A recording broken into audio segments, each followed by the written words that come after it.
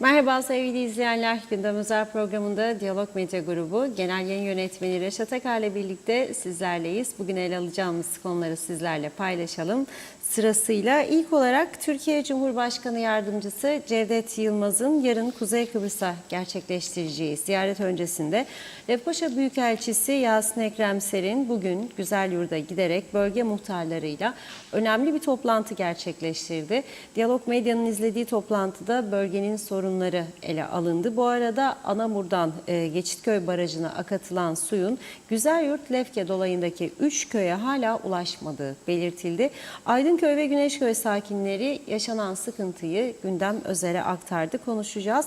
İkinci konumuz Kıbrıs'ın her iki kesiminde de uyuşturucu trafiğinde ciddi artışların olduğu görülüyor. Kuzey Kıbrıs'ta narkotik polisi son 2 ayda gerçekleştirilen operasyonlarda 10 kilo uyuşturucu ele geçirirken 16 kişinin de tutuklandığı belirtildi. Larnak Havaalanı'nda ise 2 gün önce 26 kilo Hint keneviri ele geçirilirken tutuklanan 18 yaşındaki İngiliz'in Limassol'daki evinde kokain ve bomba ile geçirildi. Detaylarını konuşacağız. Son olarak da trafik kazaları artarak devam ediyor. Polisin açıklamasına göre son bir haftada 83 trafik kazası meydana geldi. Bu kazalardan biri ölümle, 18'i yaralanmayla ve 64'ü ise maddi hasarla sonuçlandı. Lefkoşa'da da bu sabahın erken saatlerinde meydana gelen kazada Filistin uyruklu şahsın kaza yaptıktan sonra ortadan kaybolduğu ancak 2 saat içinde polis tarafından bulunduğu ve bu sabah mahkemeye çıkarıldığı açıklandı. Ayrıntılarını konuşacağız. Evet, buyurun Reşat Bey. Evet, herkese hayırlı günler dileyerek başlayalım.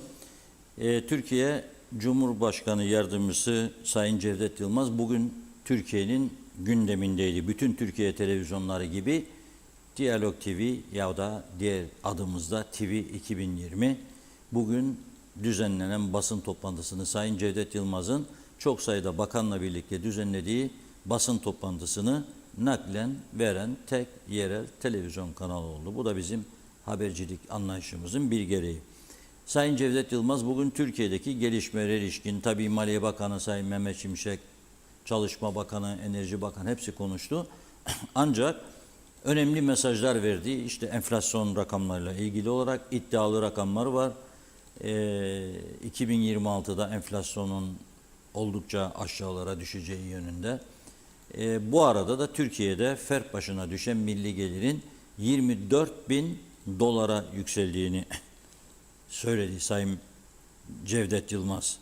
Şimdi tabii yarın da Sayın Cevdet Yılmaz'ın yoğun bir Kıbrıs ziyareti başlıyor. 2 gün sürecek bu ziyarette bazı projeleri bizzat yerinde izleyeceği belirtiliyor ve belli ki Kıbrıs'a Türkiye'nin önümüzdeki süreçte daha fazla ilgisi, desteği ve yardımı olacak. Bu artık açık, net, gözle görülür bir durumdan.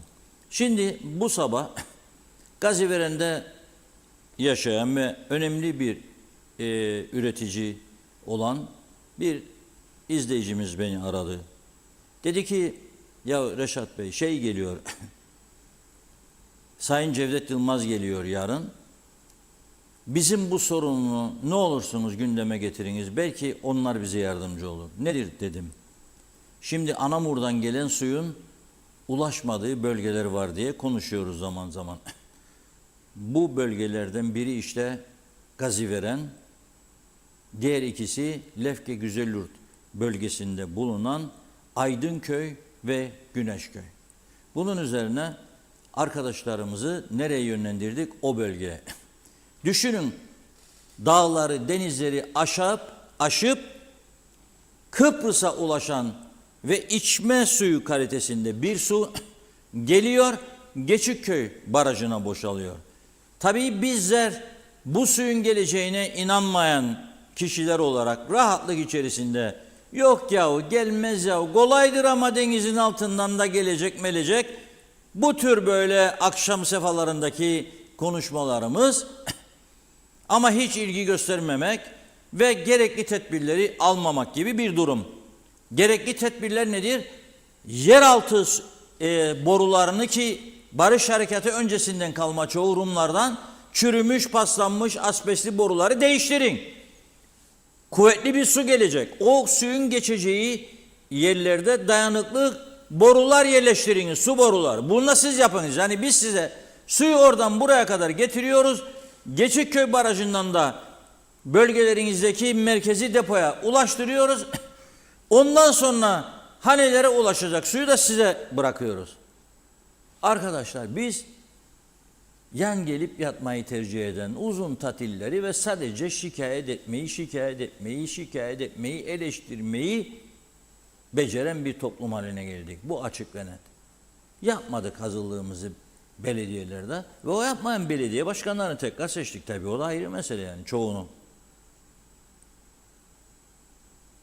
Bu suyu reddeden belediye başkanları gördük zamanında.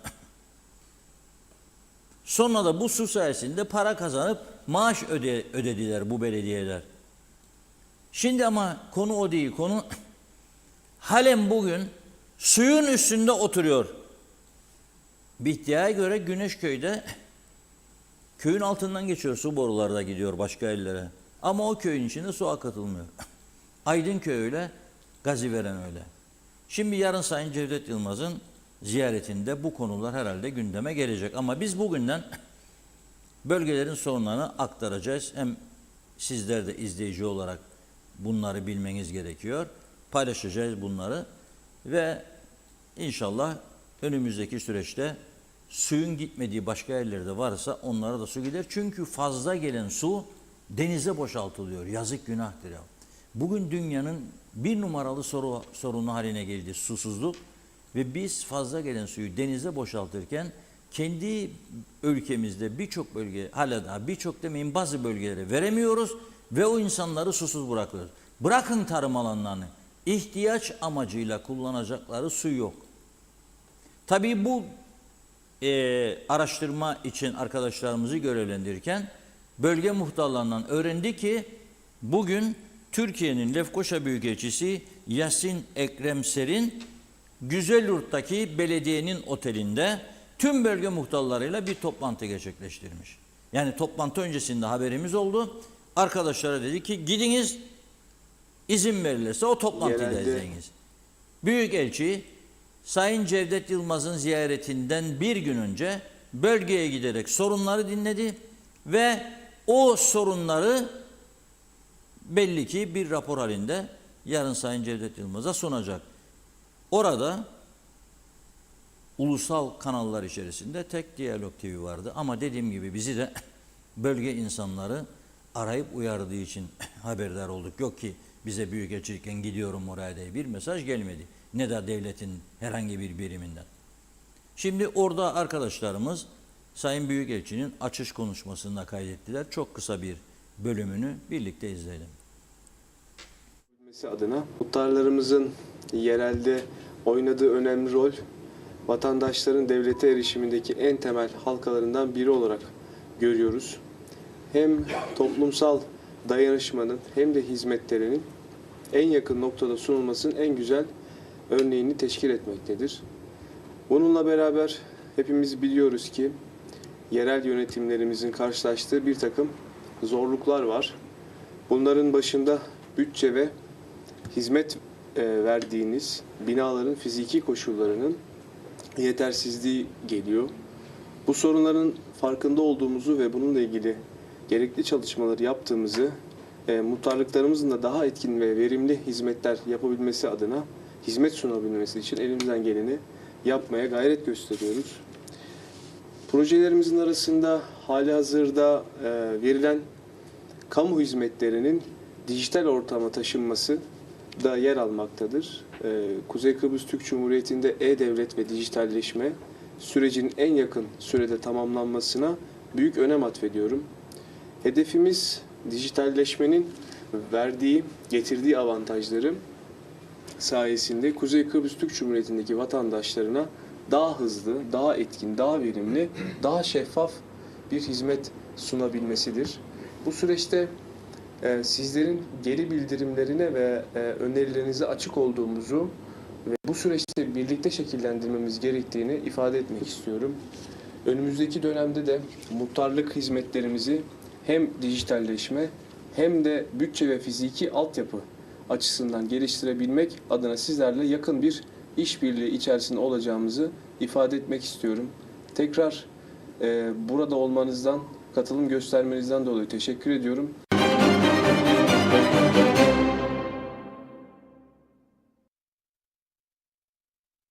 Evet, Güzelyurt'un sorunları çok tabii. En büyük sorun nedir? Yarım kalmış bir hastane inşaatı var. Yıllardır atıl vaziyette. Binanın bir kısmı yapılmış, diğer kısmı demiş hükümetler değişince. Yani bizim en büyük becerimiz sürekli hükümet değişikliği, bakan değişikliği, bakmayan değişikliği yapıyoruz. Bu tarafta giden paralar gidiyor. Yarım kalmış. Güzelyurt'un başka ne sorunu var? Güzelyurt'un su sorunu var. Ağaçların çoğu, narenciye ağaçları kurumuş. Neden? Tuzlu su gidiyor tarlalara. Güzelyurt'un başka ne sorunu var? Ürettikleri narenciyeyi satamıyorlar. Veya sattıkları narenciyenin parasını zamanında alamıyorlar. Güzelyurt sorunlar diyarıdır aslında. Hele orada bir de üniversitenin sahte diploma iskandalının çıkması nedeniyle öğrenci kaybı da yaşandı bölgede ve o yüzden de oradaki esnaf bir de oradan darbe yemiş oldu.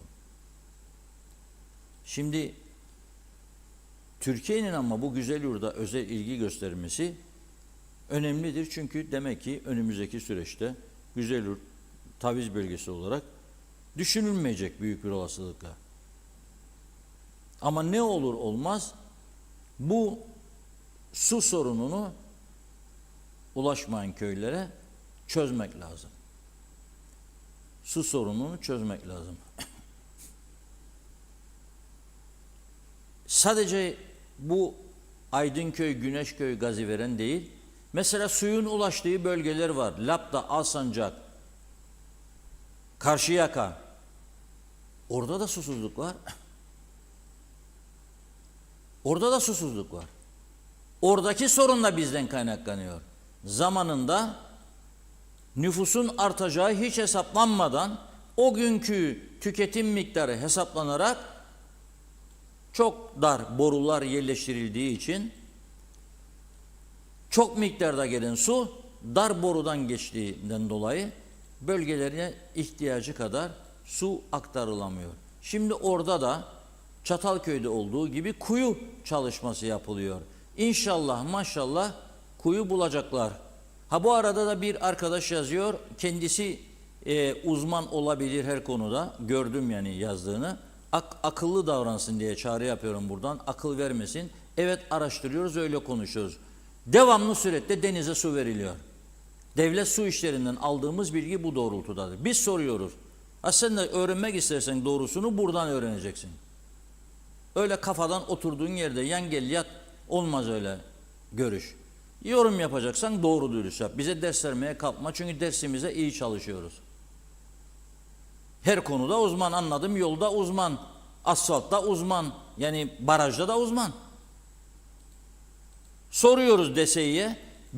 Bizim su işleri dairesi zaten devre dışıdır. Bilgi vermiyor. Diyor ki DSİ'ye sorun diyor. Devlet su işlerine sorun diyor. Oradan bilgi alıyoruz. Evet, suyun bir kısmı denize geri akıtılıyor. Baraj taşma noktasına gelince akıtılıyor. Ama baraja kısa mesafede olan bölgeler Karşıyaka, Alsancak, Lapta ve daha ilerisi su sıkıntısı yaşıyor. O bölgelerdeki otellere dahi su verilemiyor. Otellere su versek köy susuz kalacak diyorlar. Onun için kesin otellere ne yaparlarsa yapsınlar diyorlar. Sonra da gidip Türkiye'den turist çağrısı yapıyorlar. Gitmeyin Yunan adalarına, bize gelin diyorlar. Bu kadar çelişkiler yumağıdır bu ülke. Bu kadar. Neyse, güzel bir keyifli program yapalım. Yani benim canım sıkılmaz bazılarına. Sıkılsa da hiç dikkate almam yani. Aydınköy, Güneşköy bölgesine muhabirimizi gönderdik. Oturduğumuz yerden de gazetecilik yapmıyoruz. Onların görüşlerini aldık. Neden su gitmiyor? Ne tür sıkıntılar yaşıyor? Bunları da görelim, dinleyelim. Sizlerle birlikte değerlendirelim. İzliyoruz. İlgili sıkıntılar yaşıyorsunuz. Evet, köyümüze Türkiye'den su geldi. Var 10 sene. Karpaz'a su gitti. Güneşköy'e ne içme suyu geldi ne bahçe suyu geldi. En yakın, suya yakın olan Güneşköy'dür. Hala daha Güneşköy'e su gelmedi. Sadece geliyor, geldi, gelecek. Ha bu sene, ha bu sene bahçeler de kurmaya yüz tuttu. Ya biz tuzlu su içerik. Köy hala daha gelmedi. Köyün kendi kuyuları var. Oradan mı Onlar da yani köye yakındır diye köyün tuvalet şeylerini içerik. Öyle değilim artık. Yani o sular içilmez. Yani şey çoktur. Yani Kirlidir. Ya, yani. kirlidir. Kirlidir. Eksildik sonra onları çalıştırırlar ama tuzludur. Yani içilmez o sular. Ha. İşte Peki- satın aldığımız sularla. Satın aldığımız suları kullanırız. Şişe suları, Şişe şeyleri. su. Yani deponun suyunu kullanamayız. Gelecek derler. Bir türlü ha başlattık, ha başlayacak, ha gelecek. Ama ne zaman? Herhalde sunun bittiği zaman öyle. Buraya Gelmesini bekliyoruz, istiyoruz. Niçin? diyorsunuz. Niye getirdiler o suyu? Bir kere böyle bölge için geleceğiydi. Onlar ha Karpaz'a gitti. Ha bize daha gelmedi su. Vallahi sıkıntı çok. Çünkü bizim kuyular anladın tamamen duz oldu. Bahçeleri su arırık ve kurudu. Benim çoğu ana yolda burada var. Kestik genleri. Çünkü tuzlu suyla ne meyve eder ne bir şey eder. Narinciye bahçemiz. Narinciye bahçemiz var. Bu barajdan gelen su her yere isabet geliyor bilmem hepsine de bildiğim kadarıyla Kumköy, Evgaf'ın bahçeler filan oralara geldi. Güneşköy'de öyle bir su daha alamadık. Ve düşünürüm bu sene hiç meyve vermedi benim ağaçlar. Onları da kalanı da keseyim. Anladın? Ve tarla mı olacak, ne olacak onu da bilemem yani. Yani gelmese keseceğim. Bu sene de su gelmese keseceğim onları da bitsin. Yani narinciyeden kurtulalım yani. Yoktur bir şey kazanmayız zaten. Verik 9 lira da saatini suyun. Tuzlu suya. Tuzlu su öderik 9 lira saatini. Tonunu diyeyim yok saatini. 9 lira tonunu. Nedir bu hal ya biz yani alırız 3 kuruş aylık emeklilikten veririk kuru bahçelerin içine. Ha gelsin de görsün bahçeler benim ana yolda. 4 yolun hemen aşağı giderken Topel'e doğru giderken yolda. Bir kısmını da kestim yani. Yetkililerden beklentimiz bu su var 9 sene geldi baraja akar. Dediler önce içme suyu olarak gelecek arındırılmış.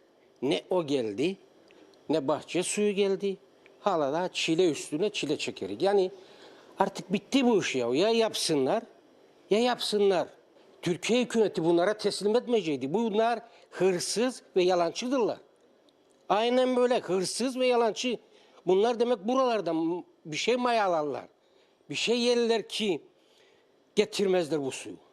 İlle halktan isterler para yatırsın oralara yesinler onları da öyle getirsinler. Yani Ben öyle Türkiye düşünüyorum. yapsa daha iyi olur. Türkiye yapsaydı daha iyiydi ya. Getirdin baraja kadar hepsi yere dağıt ya. Kaç sene var ki verdiğin Güzelyurt Belediyesi'ne bu arındırılmış suyu? 8 sene var. Arındırılmış su geldi Güzelyurt'a. Bir kısmına verdi, bir kısmına vermez. Öyle duyarık yani. Güzelyurt'un içinde. O bir köylere hiçbirine gitmedi. Benim bildiğim. Anladın? Hiçbirine daha zannederim o arındırılmış su yalnız Güzelyurt'un bir kısmına derler. Giden Güzelyurt'a basınçlı su ta şeye kadar gider ya. Çeşmeyi açtığında insan. Bunda su yok, kesilir. Hayvanlar susuz kalır. İşlediler bu tuzlu suları, hayvanlar su içemez. Sütten kesilir hayvanlar. Yani insanlar tedirgin. Hiçbir şeylerinde hayır yok.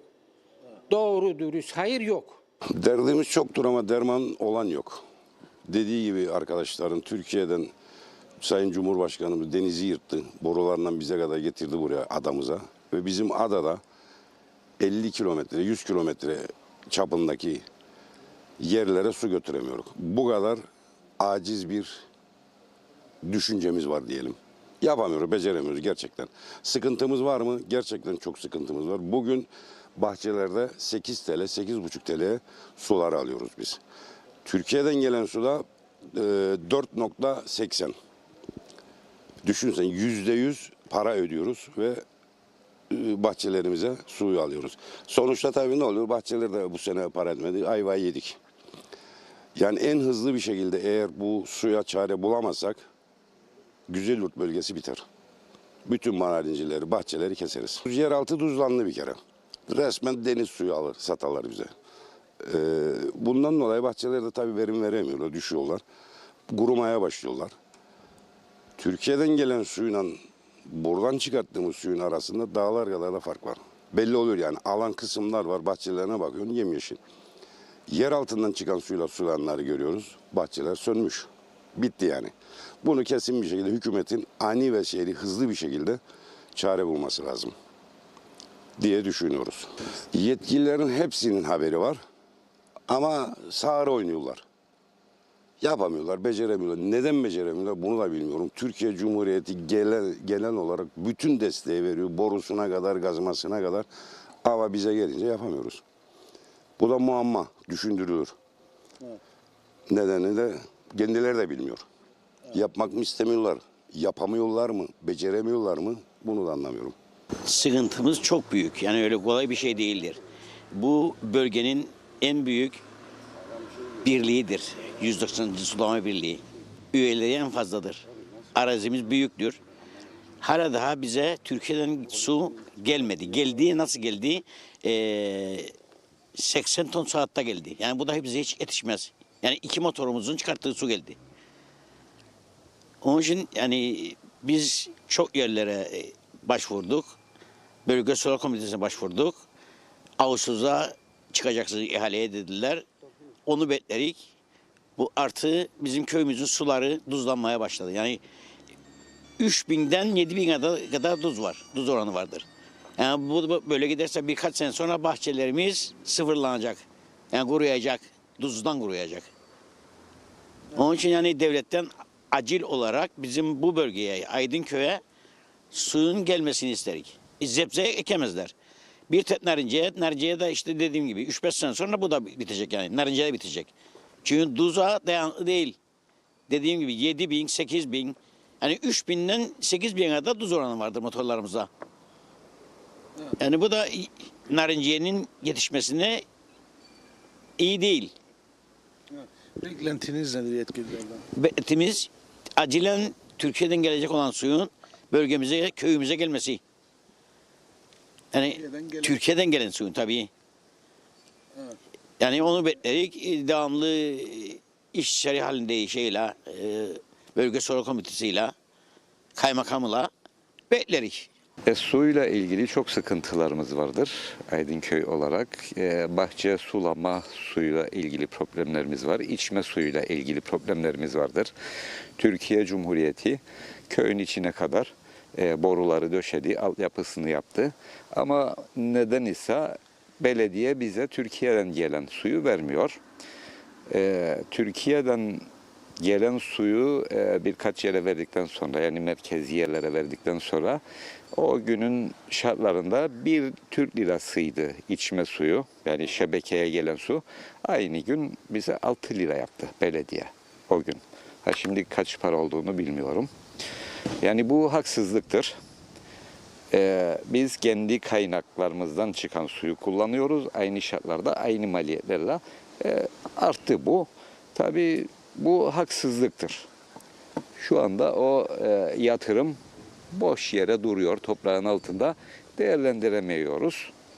Yani burada belediyenin suçudur diyeyim bu. Suçtur bu. Beklentiniz nedir yetkililerden? Yani bir an önce bağlansın. Çünkü o gelen su belli bir işlemden geçip de şebekeye girer. İşte kaliteli sudur. Yani içilebilir sudur. Ama bizim buradaki su o kadar kaliteli değil.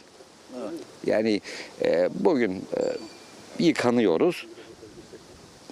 Tuzlu su. Yani çok tuzlu değil ama gene de tuzludur. Ne bileyim, çamaşır makinesinde kullanın, çamaşır makinesi zarar görür. Bulaşık makinesinde kullanın, bulaşık makinesi zarar görür. Ama biz o arıtılmış suyun parasını ödeyiyoruz. Bu büyük haksızlıktır köylüye. Ve bir an önce bu suyun gelmesi. Yani öyle olması gerekir, yapılmadı. Bahçe sulama suyuyla ilgili de söyleyeceğim. Başkanımız anlattı sorunları. Ama burada gene bir mağduriyet vardır. Su tesisleri Aydınköy'e en yakın olan bir yerdedir. Dağıtım merkezi. Güneşköy toprağı geçer galiba orası ama Aydınköy'e daha yakındır.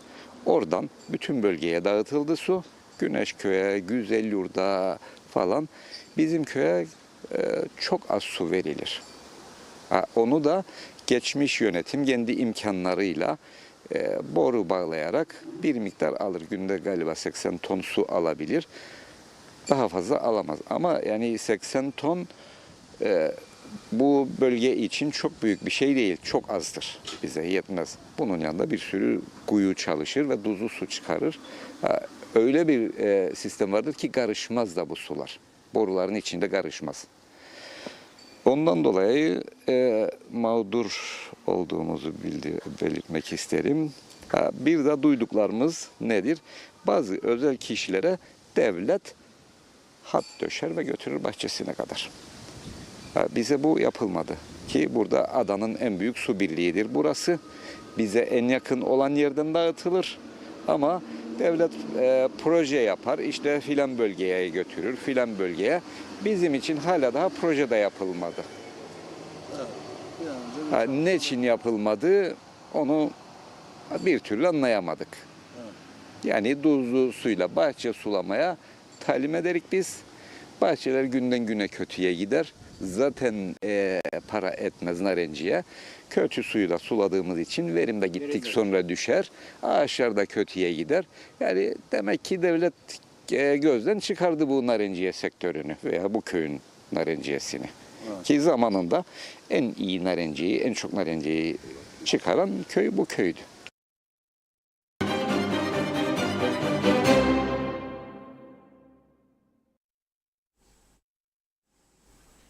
Evet, o bölge insanlarının söylediklerini birlikte izledik sizlerle birlikte. Narenciye bölgesi ama susuzluk çekiyor. Düşünün. Ondan sonra ihracatı artıracağız, ekonomimizi geliştireceğiz falan filan. Hep laf. 220 bin tondan 50-60 bin tonlara düşürdük narenciye üretimini. Bu da büyük bir başarı değil mi? Yani 50 yılda Rumlardan hazır bulduklarımızı geri götürdük. 1/4. Yani bu şekilde giderse, yani devlet yapacak, devlet narenciyeyi devlet alacak, satacak. Sonunda böyle batacak. Bu şekilde giderse 3-5 yıl sonra limon ve portakal ihtiyacımızı güneyden karşılayacağımız kesindir. Hayvan ihracatı yaparken Kıbrıs'ın kuzeyi bir zamanlar 74'ten sonraki ilk 15 yıl içerisinde Dışişleri eski bakanlarımızdan Sayın Vedat Çelik hayattadır. O da bu işi yapıyordu bir zaman. Araplara canlı hayvan satışı yapılırdı. Özel kargo uçakları gelirdi. Buraya inerdi bizim havaalanımıza ve alırdı canlı hayvanları ve götürürdü Arap ülkelerine. Ambargodan söz edilir bana. Bugün hala da 50 yıl geçti. Yoktur diyorum. Ambargo yoktur. O sözdedir. Ambargo koyan adam Yeşilat Tüzüğü çerçevesinde senden mal alır mı ya? Mal alır bizden Rumlar. Rumlar bizden mal alır. Karpuz gördüm ben 2 hafta önce, kamyonlar dolusu gider. Burada sanayi bölgelerinde bazı eşyalar yaptırırlar, alırlar. Ambargo yoktur. Ambargo kendi içimizde. Üretimden koparıldık, üretimden kaçtık. İşin kolayı devlet memuru ol, yan geliyat Osman 1,5'da evde, 2'de evde falan filan. Budur bu. Durum budur. Bak elektrik kurumunda hep karanlıkta kaldığımızda şikayet ediyoruz. Geçince unutuyoruz çektiğimiz sıkıntıları. Bu elektrik kurumunun derdi sadece zaman zaman arızalarda bizi saatlerce karanlıkta bırakması mıdır? Yoksa devletin bu işte egemen olması mıdır? Devlet bu işi beceremedi be kardeşim. Bak güneydekiler becerdi. Onlarda AİK diye bir kurum var. Ama buna rağmen ne oldu? Özelleştirme başladı. güneş enerjisi, solar enerji izin veriyor devamlı özel sektöre. Şimdi en büyük hazırlığı yapıyorlar. İsrail'den gelecek elektrik deniz altından bir kısmı güneyde kalacak, bir kısmı Girit'e gidecek. Her gün gündemdedir bu konu. Bana da Girne'den bugün elektrik kurum vezesinden bir kısa video geldi. Bakın diyor bana vatandaş, bugün yani programa gireceğim saat geldi. 1,5 saattir diyor elektrik kurumunun Girne'deki vezesinde para ödemek için bekliyorum diyor. İyi dinleyin, var mı kaldı mı dünyada böyle bir şey? Kalmadı. Bakın bugün bazı gerçekleri artık konuşmamız lazım. Bana bugün bir yerel bankamızdan bir memur geldi. Hesabım var orada. Telefon açtı, gelebilir miyim? Niçin dedim. Dedi ki yeniledik dedi sistemi. Hem dedi işte kartlar matlar yeni imza örnekleri almam lazım. Çünkü değiştirdikçe. Geldi. İmza atmaktan yoruldum ben. Bir tane kitap getirdi böyle. Galiba 33 sayfa mı 43 sayfa mı ne? Her sayfaya inişal koyacağım. Bazı sayfalarda imzalayacağım. Niçin? Kıbrıs'taki bankacılık mevduatıymış. Yahu dedim sizin bankanızın sahibi İngiltere'dedir 1,5 ayağı. Nasıl olur dedim. Daha hala böyle. Ama onun değil suç diyor. Kıbrıs kanunları diyor. Yahu dedim Cumhurbaşkanımız İngiltere'de muhasebecilik yaptı. Maliye Bakanlığı yaptı burada. Başbakanlık şimdi Cumhurbaşkanı. Bu sistem hala daha değişmedi. Forever TRNC? Hayır. Böyle bir kitap. İmzala babam imzala, imzala babam. Dedim ama ben içinde yazılanları okumadım ha. Yok yarın dedim beni borçlu çıkarasınız. Yok ya dedi. Kanundur bu dedi. Vay dedim kanuna. Vay dedim bu kanuna. Onun için çözüm olursa kapatacaklar bunların çoğunu. Kapatacaklar, haklıdırlar da. Yoktur Avrupa'da böyle maskara ligi ya. Yoktur böyle maskara ligi. Interview'ası açarsa hesabı açar. Ondan sonra da gider yatırırsın veya çekersin. Çok para çekeceğin de polis çağırırlar. Biz öyle değil. Git 100.000 lira iste bankadan al git parayı çantaya koy. 100.000 sterlinden söz ederim. Veya dolardan. Ama öyle bir mevzuat inanamazsınız. Vergi borcunuz var mesela. 68 sayfa, 68 tane makbuz keseler size her ödediğiniz takside. Bildiniz bunu. Ya 66 ya 68. Sordum değişti mi değişmedi dediler. Ne göreviniz var devamlı değişir bakanlar bakmayanlar. Yani bunları düzeltmedikten sonra ne göreviniz var? Ne için gelip gidiyorsunuz ya? Onu anlamadım ben. İdare edelim biz de biraz bakancık. Ondan sonra da bir şey kartçık basarak eski bakan diye falan da Türkiye'ye gittiğimizde gösterik sağa sola olur mu ya böyle şey? Kendi kendimizi aldatıyoruz. Olmaz. İştahat lazım. Ve gene başka bir şey daha söyleyeyim. Dün Rum basınında okudum. Bugün bizim gazetede var. Lefkoşa'ya bağlı bir köyde solar enerji projesi hazırlamışlar. Kuzey Kıbrıs'ın enerji ihtiyacının 4-5 katı üretecekler. 3,5 kilometre karelik alana. Bunun bir kısmı, önemli bir kısmı Kıbrıs'ı Türklere ait arazilermiş. Şimdi burada Kıbrıs Rumlara ait boş araziler üzerine ki inşaat yapılmadı. Solar enerji projesi niye sunulmuyor veya davet çıkarılmıyor sunmak isteyenlere gelsin? Sabahleyin giriniz Bloomberg'e özellikle Türkiye. İzleyiniz göresiniz reklamların çoğu enerji şirketleri. Türkiye enerji üretiminde çağ atlamış. Bir yılda yatırımınızı karşılıyoruz diyorlar. Solar enerji. Gelelim kuralım gidelim. Buradan için her şey öcü, o öcü, bu öcü, bu öcü. Ondan sonra 1,5 saat ben sana ateş pahası, elektrik parası ödeyeceğim. Sen 150 milyon maaş ödeyesin diye. Ve sen beni ezeceksin sokakta. Karanlıkta bırakacaksın. Para ödemeye geldiğimde ezeceksin. Ama bu iyidir çünkü devlet dokandırmayın ha. Kıp'taki eli yanar. Yıkarık devleti, gök kubbeyi başınıza indirik. Ve buna teslim olacaksın sen. Ve ondan sonra ben senden umutlanacağım bu ülkeyi güçlendireceksin diye. Mümkün. Mümkün değil. No patapat, no takatak. Impossible. Mümkün değil. Bunu kabul edelim. Mümkün değil. Ben bu fikirlerin arkasında yürüyecek kadar aklımı kaybetmedim ya. Kusura bakmasınlar. Buyurun Funda Hanım. Teşekkür ederek hızlıca başlayalım mesajlarımıza. Çok çok yoğun. Şerife Turgay Derya ile başlıyoruz yine her zamanki gibi. İyi yayınlar demiş İzzet Ahmet, Funda Karadudak, Caner Asbaba, Aytaç Bey, Şenol Tatlıcıoğlu, Mustafa Özcan da iyi yayınlar diliyor. Veli Göztaşı, Hanife Dursun, Mehmet Şenler, Erol Topçu da iyi yayınlar diledi. Evet, Ayşe Ahmet Harun fiyatları ne zaman açıklanacak diyor. İzzet Ahmet tünel yaptılar diye gösteriş yaptılar. Her şey gibi bu da sahte UVP zihniyetine bekliyorsunuz demiş. Fikret İpekçioğlu ne diyor? Şu gitmeyen yerler var. Gel de bunlara oy ver demiş. Bir de iş yaparlarmış gibi. Gördünüz mü bunların bir tanesini istifa etsinler. Alper Ali Güllü her zaman doğru kanal, doğru haber dedi. Mehmet İnancı bu su sayesinde birçok belediye kar amaçlı insanlara su sattı Reşat Bey. Ayıp ve günahtır, bu halkın vebali. Ömür boyu taşıyacaklar. Hasan Mercan en doğru haber yapıyorsunuz. İyi yayınlar diliyorum demiş. Mehmet Uluçaylı.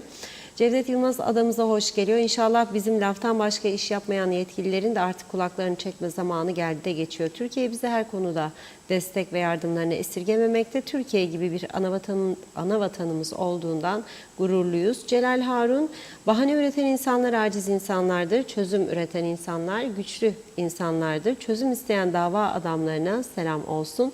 Nidai Torgut, Metehan'daki ağaç kesmeye ne diyorsunuz demiş. İzzet Ahmet, bakın Kıbrıslı Türkler nerede? 780 bin Londra'da yaşar, 180 bin Avustralya'da, 10 bin Kıbrıslı Türk Kanada'da. Peki kültür gitti madem, yok denecek kadar azınlık olduk. 1955 yılı diyor, 1974 yılları arasında Rum çabaladı azınlık yapsın diye, yapamadı diyor. Ama 74'ten sonra olduk demiş. Mustafa Mania, Erdal Yarkın, Aynur Yüzügüler, Hüseyin Noroğlu, Cemal Asbaba, Rahmi Beyoğlu iyi yayınlar diledi. Oya Hanım, Hüseyin Boşnaklı Londra'dan selamlar demiş. Mehmet Uluçaylı, Türkiye'den gelen su içme suyu yanında sulama alanında da kullanılacak ama iskele ve bölgesinde kullanmaya ancak yetiyor. Bahçelerse beklemede. Mehmet Yıldız, Reşat Akar gibi sorunlara bedava çözüm getiren bir entelektüel insan var adada. Bakanlar keşke kendisinden fikir alsa. Fikret İpekçioğlu, ilk önce meclisin içindekilerini temizleyin. Tabii işe yaramayanları. Arif Mustafa Cüce, Eski Ercan Havalimanı binasına hastane yapsınlar. Acil durumlarda uçak ve helikopter de iner kalkar. Bir yandaşa peşkeş çekileceğine halkımızın yararına kullanılsın. Zeliha Adaman, İyi yayınlar dilerim, daha duymadığınız şeyler var demiş. Celal Harun, zam üstüne zam, ülkemizde denetimsizlik, serbest piyasa ekonomisi adı altında ne yazık ki halkı dolandıran birçok sektör bulunmakta. Bugün vatandaşı halkı dolandıran en büyük sektör sizce hangisi diye sorun. İsimlerini yayınlayın, halkımız bilsin. Turgay Gezen, Güzelyurt bölgesi muhtarlarının Türkiye'den gelen suyla ilgili sorunlarda haklı olduklarını düşünüyorum. Bu konuyla ilgili Su İşleri Dairesi'nin çalışmaları, üzülerek söylüyorum, ağır aksak ilerliyor. Ben şahsen bu dairenin bir revizyondan geçirilmesi gerektiğini düşünüyorum. Gerçekten de bölgemizde adı geçen köylere tarımsal amaçlı olarak verilmesi planlanan bu su kısmi olarak verilmekte.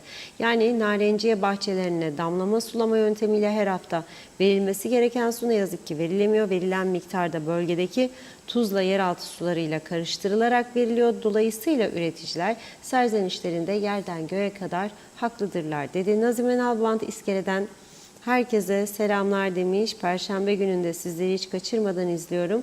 İnsanlarımıza şikayetleri için çok üzülüyoruz demiş. Neden halka yardımcı olmuyorlar? Barajlar yetmez mi? Daha çok köylere versinler. İnsanlar rahat olsun, ağaçlar kurumasın demiş.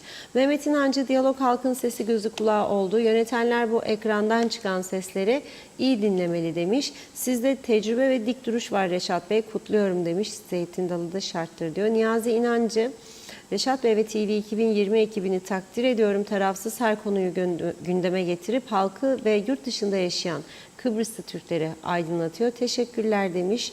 Zeliha Adaman, bir tanesi muhtarım dedi. Funda Karadudak, teşekkür ediyoruz. Nazime Nalbant, iyi ki TV 2020 var.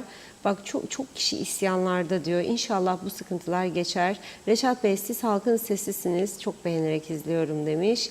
Ali Dereseven ülkede Diyalog TV'den başka TV'ler de var.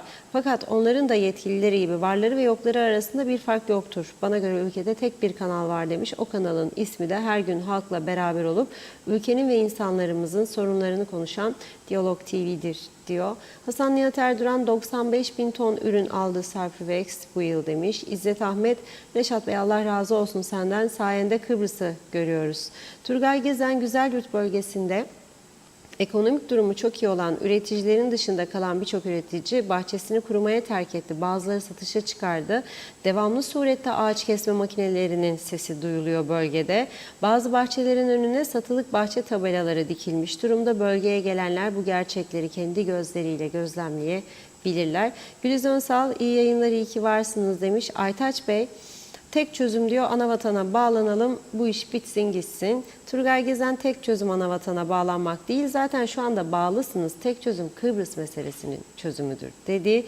Birkaç mesaj daha aktaralım. Hasan Nihat Erduran, devlet tacirlik yapmamalı, haksız rekabet yapmamalı özere. İsmail Kahya, ah Reşat Bey diyor, bir de bankalardan kredi çekseniz o attığınız imzalar 3'e katlanır demiş. Şöyle bakalım. Evet Aytaç Bey, lütfen söyleyin, bu halkımız bunlara layık mıydı? Çok zor, ne söylesem boş. Böyle gelmiş böyle gider sanırım. Saygılarımı arz ederim diyor. Ayhan Demirtaş iyi yayınlar diledi. Aycan Mavi Gözlü Yükseliş. Önceden haber vermezseniz bankalar öyle 10 bin 20 bin sterlin kesinlikle vermezler. Ahmet Ulubay, özel sektörü devletten daha cazip hale gelecek yasalar yapılmadan hangi partinin iktidar olduğu fark etmez dedi. Evet bakıyorum çok mesajımız var. Yine devam edeceğiz. Çok teşekkür ediyoruz. Buyurun.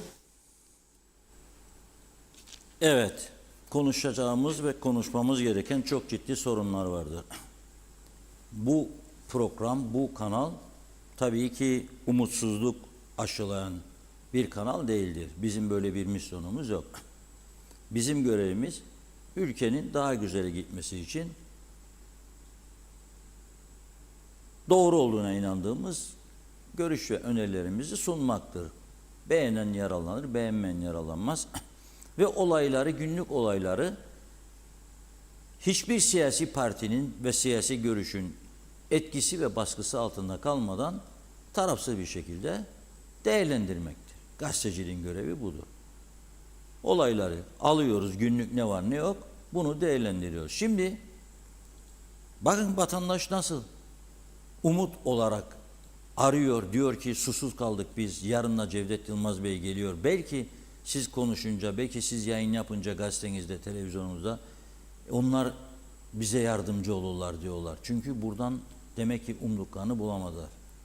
Şimdi bugün Diyalog Gazetesi'nde çok önemli bir manşet vardır. Narkotik ekiplerinin son 2 ayda gerçekleştirdiği 9 büyük operasyonda ele geçirilen uyuşturucu miktarı 10 kiloyu buldu. 16 kişi de tutuklandı. Şöyle bir başlık attık biz. Kuryeler içeride, babalar dışarıda. Şimdi bu haberimizin altına veyahut da sosyal medya paylaşımında bazıları gördüm, güldüm de tam okumuyorlar demek ki. Zaten başlığa da doğru dürüst dikkat etmem. Biz zaten başlıkta dedik babalar dışarıda. Yani yoktur ortada. Onlar diyor bu kuryeler diyor var da bunlara nereden buldular getirdiler onu yazmadınız diyor. Ya yok patronlar yok. Çoğu Nijeryalı tutuklananların Nijeryalı'yı götürüyor. Bu Nijeryalı polis dövüyor. 5 tane polis bir Nijeryalı'yı zor zapt ediyor. 5 tane polis bizim güçlü kuvvetli bir Nijeryalı'yı zor zapt ediyor. Çünkü damarlarda uyuşturucu var. Deli gibi görüyor. Dünyanın aslanı görüyor kendisini. Vuruyor polislere, saldırıyor. Ve ben kimin için polisleri eziyoruz onu da anlamış değilim. Niye bunlar hala daha temizlenmiyor? Bu kadar çok insan var bu ülkede. Aha suç işliyorlar. Aha her yakaladığınızın evinden, arabasından uyuşturucu çıkıyor be kardeşim. Yarın çok ciddi sorunlar yaşanacak bu ülkede. Gittikçe derinleşiyor. Biz de bunu soruyoruz. Siz de sorunuz lütfen. Babalar kimdir? Ben her gün soruyorum buradan da. Esas mesele o. Bunlar kuryeyim ben diyor. Polis soruyor. Kimdir diyor sana gönderen. Bilmem diyor, getirdi kapının önüne attı gitti diyor. Konuşturamıyor. Çıkmıyor ortaya. Demek ki yasalarımızda ve sorgulama yöntemimizde yanlışlar vardı. Yanlışlar vardı. Ya çok partili demokratik sistem içerisinde istediğinizde kavga edin, istediğinizde sarılın, öpüşün meyhanelerde, ondan sonra güzel bakın demokrasimiz sağın diye pozlar verin. Bir şey değil. Devam edin. Tabii bu sorun, bakın ayırmıyorum burada. Güneyde bizden 5 beterdir ha, ama yakaladıkları için daha çok görüyorum rakamları. Bizde bir de yakalanamayanlar var. Benim polisim güneydeki kadar eleman ve teknoloji yönünden onun kadar gelişmiş değildir. Benim polisimin eleman eksikliği var. Benim polisimin teknoloji eksikliği var. Arabaları 12 yaştır ortalaması. Birinin peşine düştüğünde yolda kalır polis arabaları. Çoğu. Yenilenemiyor.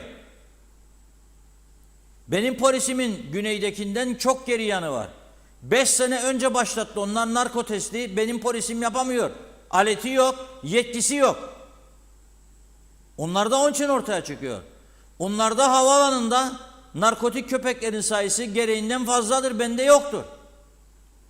İşte 2 gün önce ortaya çıkarmışlar. Dün internet gazetesinde okuduk. Bugün Rum basınında bu haberi var. Larnaka Havaalanı'nda 18 yaşındaki bir İngiliz genci yakalandı. Valizin içinden 26 kilo uyuşturucu çıktı. Bakın Larnaka Havaalanı'nda. Bizim polisin 2 ayda yakaladığı 10 kilo, Larnaka'da Rum polisinin sadece bir valizden çıkardığı 26 kilo. Bu İngiliz gencine oradaki babalar verdi bunu. Dedi ki hadi dedi John dedi ya da ne bileyim Marcos, yürü götür, oğlum 18 yaşında, zengin ol. Aldı getirdi. Şimdi bugün var, daha Rum basında da yarın çıkacak, internet sitesinde gördüm. Bu İngiliz çocuğun evi varmış Limassol'da. Rum polisi oraya gidip yokluyor. Oradan da 26,5 gram kokain çıkıyor ve bir daha el bombası çıkıyor. Bakın onun fotoğrafı da var, gelecek şimdi inşallah. Bakın. Rum polis de şaşırmış bu işe. Fitili çektin mi patlat. Cep telefonunun üzerine bağladılar. Gördüğünüz gibi dinamit gibi. Nerede kullanacak bunu? Enteresan bir durum. Adanın 2 tarafı da beyaz tozla örtülmüş vaziyette. Çok ciddi bir sorun. 2 tarafında bu konuda çok ciddi çalışması lazım. Hatta müşterek faaliyetlerde de bulunmaları lazım. Durum oldukça kritik bir noktada. Tabii çalışırsak buluruz, çalışmasak bulmayız. İzlediği güzergah Bangkok, Dubai, Larnaka'ymış. Bangkok'tan Dubai'ye gidiyor, Dubai'den Larnaka'ya geliyor.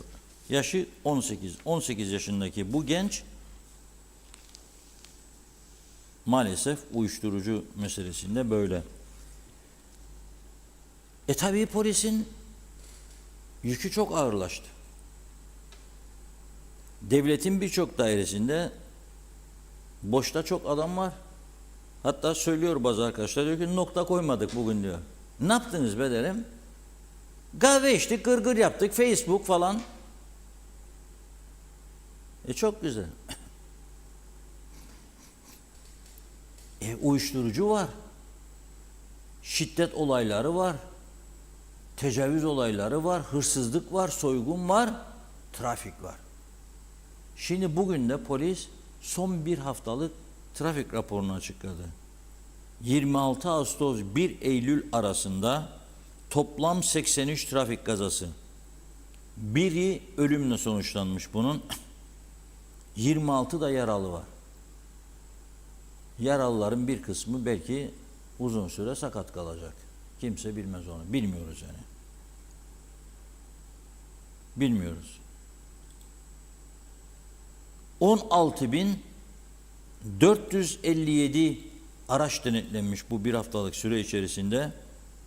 3020'si hakkında yasal işlem başlatılmış. 3020, her 5 sürücüden bir tanesi suç işliyor. Peki ne oluyor? Para cezası. Gider öderse öder, ödemezse bekle. 10 sene sonra ihaleye çıkacaklarmış da bulacaklar tahsilat için birilerini de o şirket alacakmış. Sonra çıkmışlar ama rekabet kurulu demiş ki bu şikayet var, olmaz, yapamazsınız. 2 ay sonra tekrar bir sözleşme ihale hazırlayın, sözleşmesi. Tekrar ihaleye çıkınız. Bakalım ne olacak. Ve bu şekilde umudumu kesme yurdumdan düzelecek. Polis yakalıyor. Siz boş bırakıp güçlendiriyorsunuz onları. Caydırıcılık yok. Ve tabii ki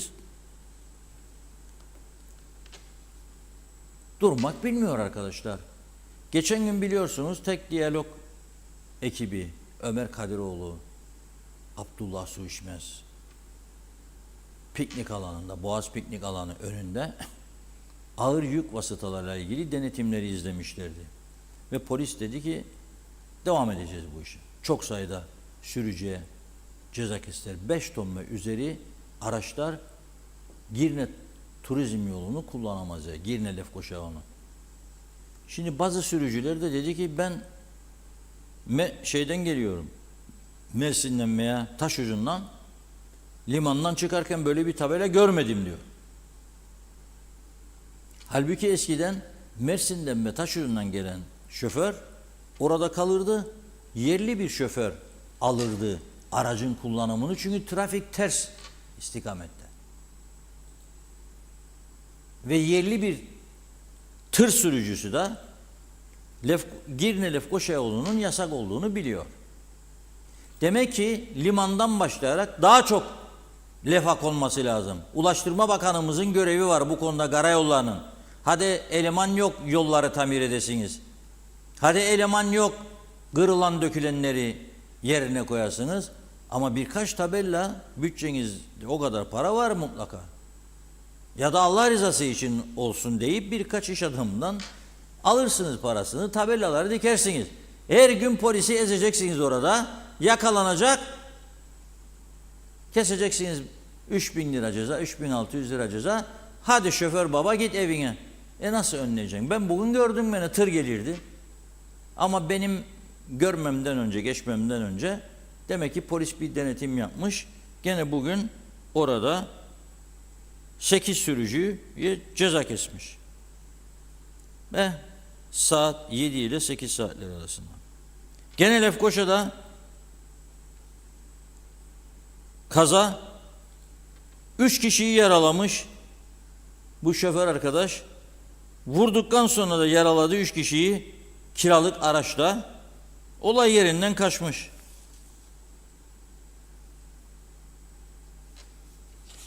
Şimdi mahkeme muhabirimiz Suna Erdem bu aynı olayı söylüyorum. Polisin yaptığı açıklamayla uyumlu bir şekilde olan açıklamayı söylüyorum. Z 731 plakalı kiralık araçta Filistinli Muhammed ne yapmış? Sabah saat 1.20'de, bu sabah yani daha salon aracıyla tehlikeli bir şekilde sürüyormuş.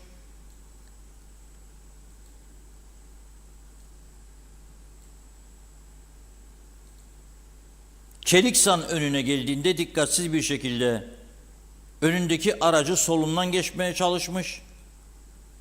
Aynı istikamette seyreden Mekki Bulduk yönetimindeki aracın sağ ön kısmına çarptıktan sonra başka bir aracın Samiye Fadıloğullarının yönetimindeki salon araca arka sol kısmından çarpmış. Çarpmanın etkisiyle kontrolsüz bir şekilde savrulmuş bu Reve 729 plakalı araç, düşünün siz kadının çektiği korkuya o sırada. Vuruyor birisi deli deli kendisine sabah 1.20'de. Arap sarılıyor. Yandım Allah diye bağırıyor kadın içinde. Ne kim duyar seni? Kim duyacak seni? İşte böyle. Onun için diyorum yürürken sürerken can emniyeti yoktur artık. Üzgünüm ama Kıbrıs böyle oldu. Ve bu kadar kaza yaptıktan sonra Filistinli Muhammed kaçmış olay yerinden. Polis 2 saat sonra kendisini yakalamış. Üniversite öğrencisiymiş.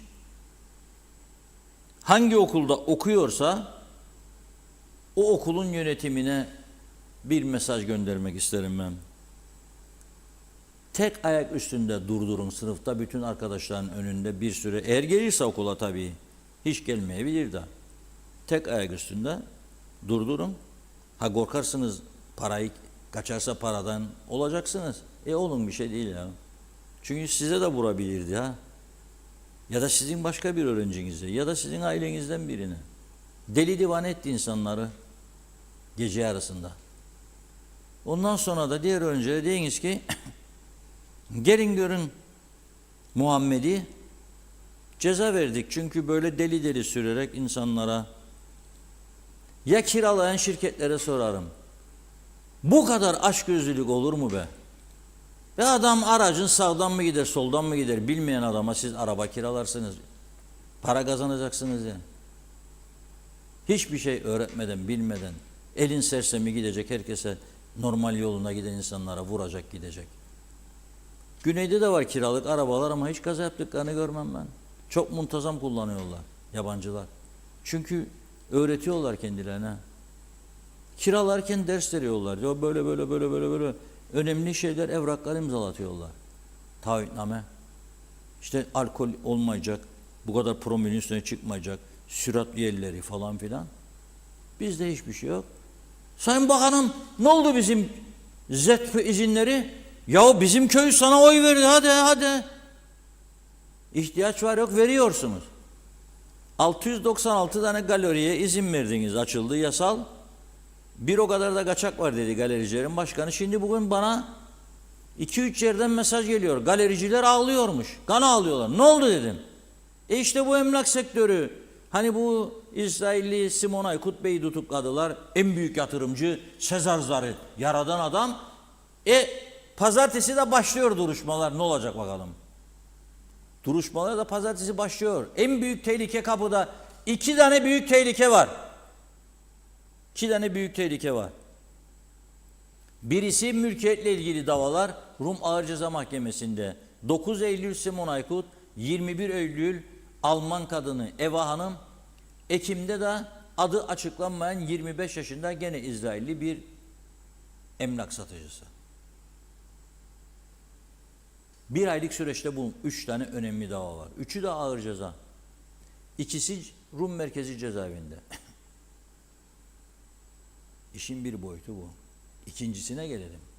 Yıllardır taşınmaz mal komisyonu çalıştırmıyorlar diye buradan uyarı üstüne uyarı. Bazı arsa babaları öyle binlerce dönüm kapan Rum malı bize kızıyorlardı. Nedir ya Rum'un malına vergi verdirecek bize bu adamda. Politikacılara baskı sakın ha gavurun malına para vermem. Şimdi nasıl sıkıştınız ha köşeye? Ha? Vereceksin. Parasını ödeyeceksin. Düdüğü çalacaksın. Senin olacak mal. Bu imkanı sana Avrupa İnsan Hakları Mahkemesi verdi yapmadın. Şimdi panik halinde taşınmaz mal komisyonu çalıştırmaya uğraşırlar. Aman çalışsın biraz elindeki dosyaları versin biraz para da gösterelim. Çünkü 21 Eylül ile 23 Eylül'de de Ahim'de TMK'nın durumu görüşülüp karar verilecek. Rumlar diyor siz bunu kurdunuz ama bu çalışmıyor birader. Kaç senedir karar almıyor. Şimdi ateş bacağı sardı. Aman veriyorlar. Birkaç kişiye para ödüyorlar ki de şimdi aha bak çalışıyoruz. Da gene ertelenirse bu dava Gene ondan sonra gene Allah Kerim amin yan gellat Osman keyfine bak. Olmaz ama bizim oyuncağımız değildir bunlar. Avrupa İnsan Hakları Mahkemesi veya diğer uluslararası kuruluşlar. Yapmadınız, çalıştırmadınız. Bizim olmayan toprakların üzerinde izin verdiğiniz mülkler yapıldı, satıldı. Şimdi ekonomi bitti, dibe vurduk. Çok kötü olacak. Çünkü emlak sektörüyle birlikte sanayi kuruluşları çalışıyordu. Kapı, pencere, alüminyum, ne bileyim işte tuğlacı, ne bileyim alçı, çimento işleri yapanlar. Ne bileyim ben evlerin aksesuarlarını satanlar, banyolar, tuvaletler, hırdavatçılar, dünyanın en pahalı ülkesi haline getirdiler. Çin malı çeşme satarlar veyahut da bağladıkları hortumunu 3 ay sonra delinir, patlar, sular evin içinde. Ne oldu? Başka dak kardeşim. Bana sen Avrupa malından bağlı sattın bunu. Hani garantisi vardı? Ne garantisi? Garanti bunu kapsamaz. Neyi kapsar? Arabalarda da öyle yaparlar. Dikkat edin, bazı galericiler hem de ünlü araba satarken size der ki 2 yıl garanti vardır ya da 1 yıl. Alırsınız arabayı, 15 gün sonra akü durur. Giderse aküyü kapsamaz diyor. Öyle mi? Sonra başka bir arıza. Onu kapsamaz diyor. Seni döverler be başka ülkede olsan. O zaman bana sen 20 sayfa 100 sayfa şey vermen lazım. Neyi kapsar, neyi kapsamaz okuyacağım da sonra gelip arabayı alacağım. Kiminle dalga geçersiniz? Siz 2 yıl garanti verdiğin arabanın aküsü 2 hafta sonra bozulduğunda onu kapsamaz diyeceksin bana. Kendi kendine neyi kapsar, neyi kapsamaz karar vereceksin. Ve soyacaksın sen insanları ve buna da göz yumacak bu forever tiyarensi. İşte bu halde.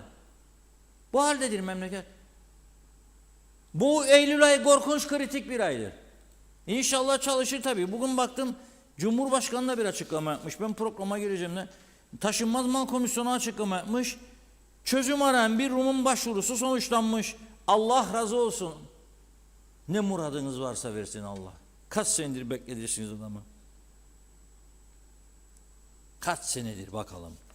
Cumhurbaşkanı da diyor ki 67-2005 sayılı yasa tahtında oluşturulan, yani 19 yıl önce Taşınmaz Mal Komisyonu 2010 yılında Avrupa İnsan Hakları Mahkemesi almış olduğu Demopoulos kararı ile Rumların ülkemizde bırakmış olduğu mallarıyla ilgili mülkiyet taleplerinde etkin iç hukuk yolu olarak tanımlanmıştır.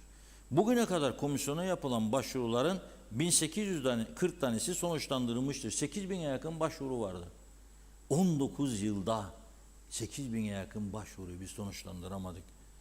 1161'i tazminat, 15'i iade, 2 başvuruda için takas tazminat, 1 başvuruda takasa hükmedilmiştir. 18 başvuru ise 13-2008 sayılı yasa kapsamında TMK vasıtasıyla anlaşılarak neticelendirilmiştir.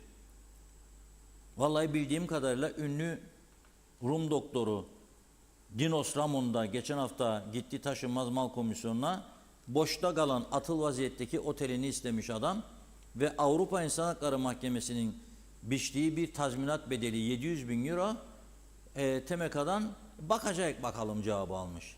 Bakalım. Para varsa verecek, 700.000 yoksa nasıl verecek?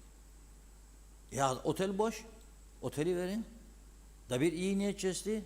Yo, Rum'u içimize mi sokacak? O zaman bilemem. Tabii Cumhurbaşkanı'nın bu açıklaması önemli. Türkiye'nin de desteğiyle başta hükümetin olmayan her türlü katkı koymaya devam edeceğiz diyor. Şu ana kadar işte net ortadadır mesele. 1840 tanesi sonuçlandı ama benim bildiğim 7800'ün üzerinde başvuru. Eğer çalışsaydı TMK yıllarca ve çözüm üretseydi bu 7800-8000 başvuru 28.000-38.000'e çıkacaktı. Ve sen de gururla ben Ahmet oğlu Mehmet ödedim parasını aldığımda bunun üstünde işte 100 tane daire yapıyorum, satacağım. Yok, yapmadık bunu. Gökdelenler çıktı, toprak yanına ginin Marullan'ın. Ama eşdeğerdir. Neye eşdeğer ya? Bunu da bilirik ki. İşte orada bıraktı bir, burada aldı 11 çoğu. Nasıl bulacağım o anda eşdeğerini? Yani biri 11 aldıysa. 11 kişiye verdi demektir bu anda aldığı 11'i. Çok kritik bir süreçten geçiyoruz. Otogalericileri de söylerken tamamlayayım yani. Zordaymışlar, elde kalmış arabalar. Çünkü çok satılırdı diye. Sen de aç kardeş, sen de aç kardeş, ben de açtım kardeş. Ne oldu sonunda? Patladı. Ne izin verdiniz siz? 690. Ne izin verdiniz? Sonra dün söyledim, bir daha söylüyorum. Yollarda çok sayıda yabancı plakalı, İngiltere plakalı araçlar. Yasaktır bu. Eski yasalara baksınlar, dönsünler geri, yasaktır. Niye sen limanda vergisini almadan ve plakayı taktırmadan sokuyorsun bu ülkeye? Niye? Ne oldu o uygulamalar, yasalar? Da sonra paranız yok, hastaneyi tamamlarsınız da gelsin Türkiye versin, para da tamamlayayım güzel yurda. Olacak şey değildir. Bu Dimopoulos kararının alındığı dönemde benim yakinen tanıdığım ve son durum özel 68'li mülkiyetler programında sizlerin de sık sık geçmişte izlediğiniz emekli büyükelçi Sayın Daryl Batıbay büyük mücadele vermişti orada. Dimopoulos kararı döneminde Strasbourg'da bu taşınmaz mal komisyonu ile ilgili ahim karar alsın diye. Daryl Bey Kıbrıs'ta yaşıyor. Gidip konuşmadığı yetkili kalmadı. Çalıştırın, uyardı defalarca. Biz neler çektik bunu yapalım. Bizimki buyurun. Sonuç bu. Sonuç bu, buyurun. Ne olacak? İnşallah tabii ki ben devletimizin ve halkımızın zarar görmesini istemem. İnşallah ahim bize bir şans daha verir. Ve verirse eğer bundan sonra daha çok bu konu üstünde duracağız biz de. Daha çok uyarmaya çalışacağız. Örgütleri de. Ve bizim örgütler bu işlerle ilgileneceklerine dün duymuştum ama konu etmedim. Bugün duydum. Bir ekonomik örgütler gitmiş Londra'da orada lobicilik çalışması yapacaklarmış. Ya İngilizlere tanıtsınlar Forever tiyarenisi de gelse. 185 tane Tanse Fikri döneminde, Müftüzade döneminde İngiliz lord vardı. Lordlar kamerasından. Türk Kıbrıs'ın dostları, Rumların Friends of Cyprus grubuna karşılık ki onların da 250-300'üdü. 180 kişilik, 185 kişilik Türk Kıbrıs'ın dostları grubu vardı. Kaybettiler, hepsini dağıttılar çünkü ilgilenmediler, bıraktılar. Lisan bilmeyen insanları oraya temsilci yolladılar sonra zamanında başka meselelerden dolayı. Ya kardeşim, kendim ettim, kendim buldum. Neydi o Kemal Aziz'in? Ah Kıbrıs'ım, Kıbrıs'ım. Neyse bir arkadaşımız gönderdi, onu kırmayayım. Var mı dedim telif, yoktur dedi. Ona güvendim. Arkadaşlara da sordum, yoktur dediler. Çünkü bak Kemuran Aziz Hanım'ındır, Allah rahmet eylesin. Unutulmaz bir isim ama YouTube'a girdi. YouTube bize ceza keser mi, kesmez mi? Keserse bundan ben çok üzüntü duyarım. Çünkü bizi ekran başında izliyor %90-95 insanlar ama %5-10 gibi bir kesim de bizi Facebook'tan ve YouTube'dan izler. Bu gündem özel programın her gün 1000'in üzerinde YouTube'dan da izlenmesi vardır. Yani program bittikten sonra 300-400 diye görünse de sabaha kadar 1000'i geçiyor. Çünkü gece adam evine gidiyor. Avrupa'da saatler, Amerika'da farklı. YouTube'dan bizi ekrana aktarıyor, izliyor bizi oradan. Yani bunun olumsuz etkilenmesini istemem. Ama bir risk alıyorum bugün ve yayınlıyoruz. İzleyelim.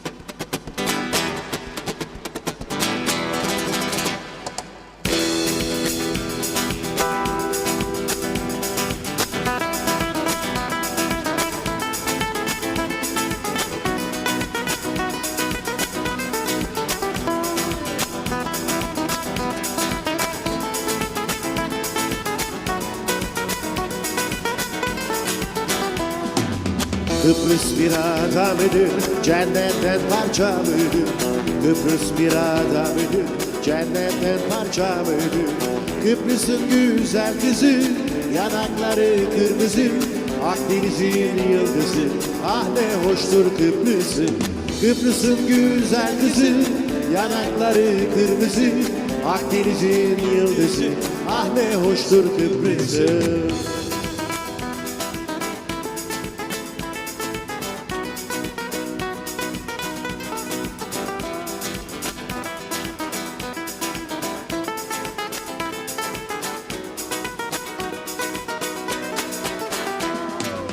Lefkoşa merkezidir, Kıbrıs'ın şerefidir.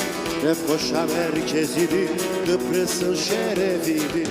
Lefkoşa'nın gençleri, çeler hep gönülleri, çeliktendir elleri, ah ne hoştur Kıbrıs'ın. Lefkoşa'nın gençleri, çeler hep gönülleri, çeliktendir elleri, ah ne hoştur Kıbrıs'ın.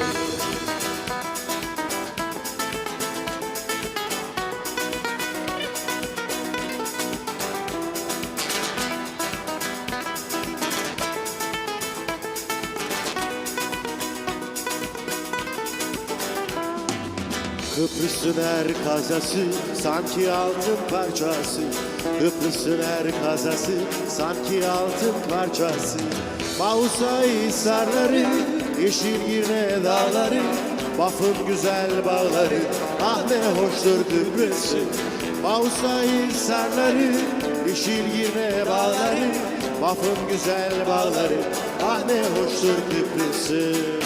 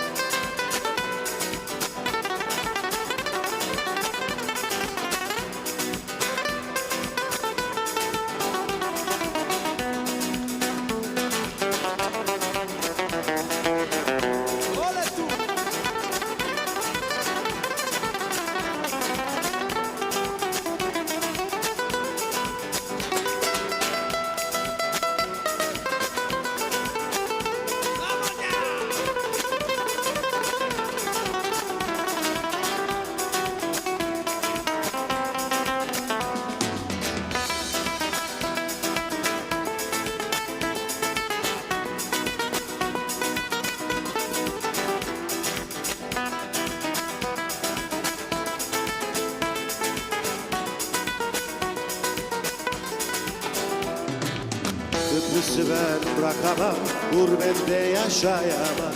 Kıbrıs'ı ben bırakamam, gurbette yaşayamam. İskele sahiline, Leymos'un içkisine, kızların sevgisine vuruldum ben Kıbrıs'ım. İskele sahiline, Leymos'un içkisine, kızların sevgisine vuruldum ben Kıbrıs'ım. Ah Kıbrıs'ım, Kıbrıs'ım, ah Kıbrıs'ım, Kıbrıs'ım, ah Kıbrıs'ım, Kıbrıs'ım. Oley!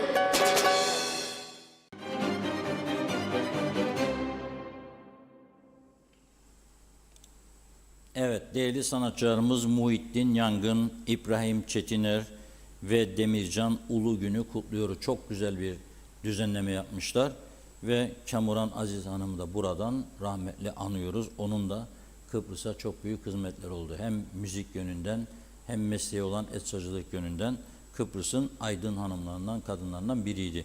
Evet, güzel bir şarkıydı. Umarım sizler de beğendiniz. Şimdi bir mesaj bölümüne geçiyoruz. Sonra devam edeceğiz. Buyurun. Evet, Handan Felek hayırlı yayınlar diledi. Serdar Cesurer Tamaya başta. Turgay Gezen, bazı arkadaşlar meseleyi karıştırıyor diyor. Türkiye'den gelen ve tarımsal amaçlı kullanılması planlanan suyun yönetimi Güzelyurt Belediyesi'nde değil, Su İşleri Dairesi kontrolünde. Mehmet İnancı akıllı çalışan bir lider ülkeyi cennete çevirir demiş. Ekonomi dibe vurdu. Bunu gören yok mu? Mustafa Cici Baba, Rum tarafında özel bir hastanede annem için hücre yenilenmesi tedavisine gidiyorum. İlgi alaka süper, yaklaşık 40 dakika serum alır, fiyatı 40 euro. Bizde özel hastanelerde fiyat 7500 lira. Annem 10 seans gidecek, 400 euro. Forever TRNC'de 75.000. Bizim gibi giden Kıbrıs Türk'ü çok demiş, yazıklar olsun. İsmail Bükülmez liseye başlarken, üniversiteye başlarken, askere giderken, evlenirken, devlet dairesine işçi ve memur alınırken kadın erkek fark etmez uyuşturucu test raporu istenmeli, ancak böyle mücadele edebiliriz. Faruk Özçiçek, onkoloji tedavisi görüyorum Reşat Bey. İlaç dairesinde çoğu zaman ilaçları bulamıyoruz. Dışarıdan da bulabilirsek çok pahalı bu ilaçlar. Neden gelmez anlamış da değilim Türkiye'den. Emekliyim diyor, 15 lira maaşım var. Ay sonu nasıl getireceğimi bilemiyorum.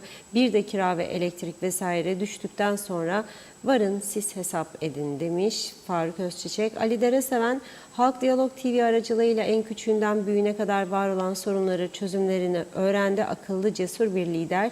Tüm bu sorunları 1-2 yıl içerisinde muhakkak çözer. Yapılan tüm yanlışlar açıkça görülüp biliniyor.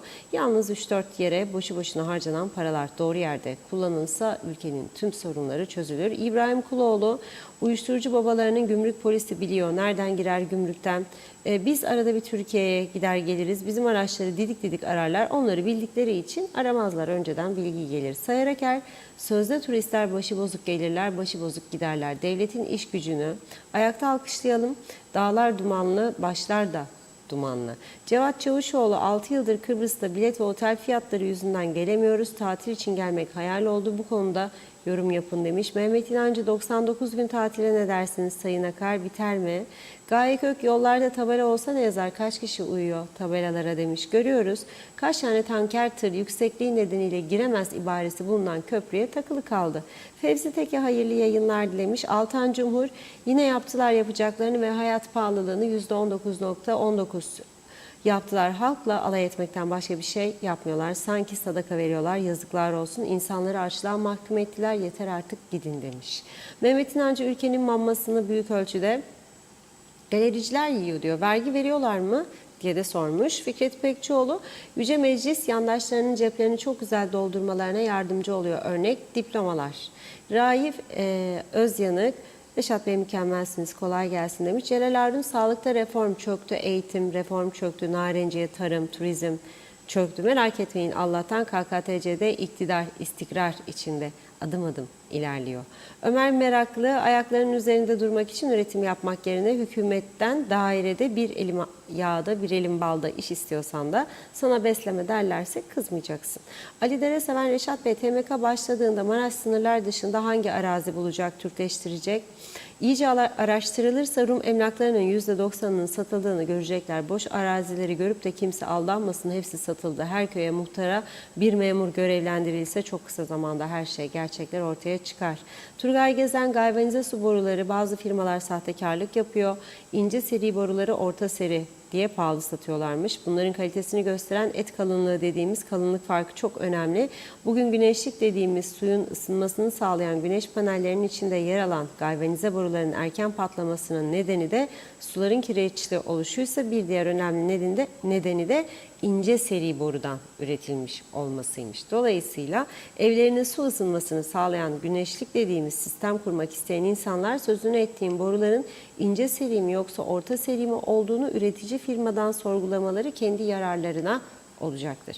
Mehmet İnancı, Yeşil Kıbrıs şarkılarda ve sözlerde kaldı demiş. Zübeyde Tuğsal, mal tazmin komisyonu neden kuzeyde kuruldu, sadece güneyde de kurulması gerekmez mi? Aynı şekilde Türklerin de müracaat hakkı olmalı diyor. Bakıyorum şöyle bir yeni gelen mesajlara. Evet, Mehmet İnancı, İzzet Bey'e cevap vermiş. Zarif İnce iyi yayınlar diledi. Muzaffer Çeliker de. Evet, tamamladık. Çok teşekkür ediyoruz. Buyurun. Evet, programın da yavaş yavaş sonuna geldik. Bugün Perşembe, biliyorsunuz her Perşembe Temiz Ada grubu Gazi Mausa ve İskele bölgesinde temizlik yapıyor. Adı Temiz Ada. Temizliğe katılanların ezici bir çoğunluğu bölgede yaşayan yabancılar. Onlar diyor ki, ey Kıbrıs'ta yaşayan Türk kardeşler, siz kirletiniz, biz temizleriz. Sizin temizlik göreviniz için zaten buraya gelmiş bulunuyoruz. Yiyin, için, sahiller, parseli hepsi sizin atınız, çöpleri, möpleri darmadan biz girip temizleriz.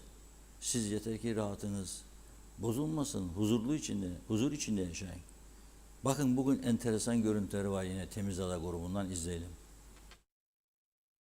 Günaydın. Bugün 5 Eylül 2024.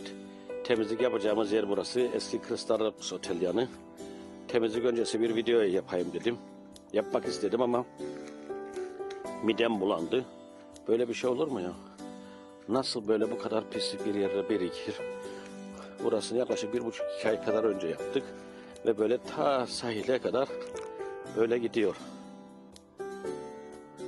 Bizim burada Temiz Ada çöp bidonumuz vardı. Bu kırık atılı ve içi de dolu.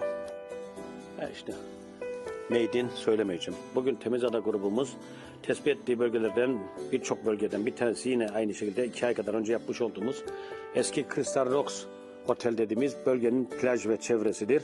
Burada film aynı. Fakat görmesi gerekenleri filmi maalesef görmüyor, sevmiyor. Bu film nasıl bir film ise bu filmi sevmiyor ki bu filmi o yapıyor. Onun yapması gereken film, onun satması gereken bir film. Ama yapımcıları veya diyeyim bu filmi görmek istemiyor. Görmek istemeyenler de görüyor. Maalesef sistem böyle. Ben bir şey yapmayacağım. Sadece görmüş olduğunuz görüntülerden sizler karar veriniz. Bunlar o kadar basit bir şey ki bu küçük bütçelerle, küçük atılımlarla istek olduktan sonra bunların önlemleri, çareleri var. Fakat dediğim gibi filmi görmek istemeyenler görmüyor. Görmesi gerekenler görmüyor. Ben Temiz Ada olarak tüm katılımcılara çok teşekkür ediyorum. Bir saatte yaklaşık gördüğünüz gibi 50 torbadan fazla.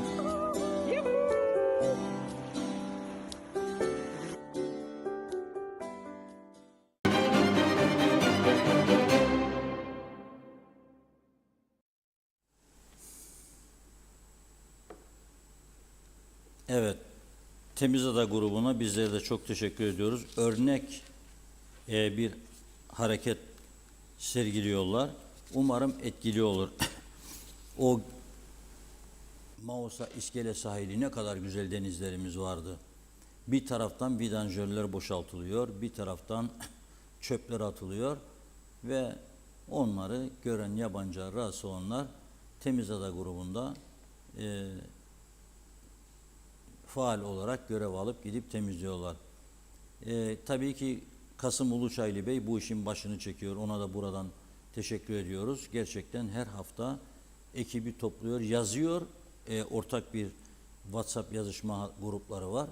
Onu gören ve vakti olanlar gidip temizlik hareketine katılıyor. Bu arada belediyelere de hangi bölgedeyse ilgili belediyelere haber veriyorlar. O belediyeler de gidip toplanan çöpleri alıp götürüyor, çöplüğe bırakıyor. Ama bu arada ihbar yağıyor. Yani İskele bölgesinde vidanjörle su atıkları ile ilgili şikayetler devam ediyor. Arkası kesilmiyor. Bugün bir başka şikayette Güvercinlik bölgesinden geldi. O bölgede hayvancılık yapan bir vatandaşımız aradı. Dedi ki lütfen bir ekip alıp geliniz buraya.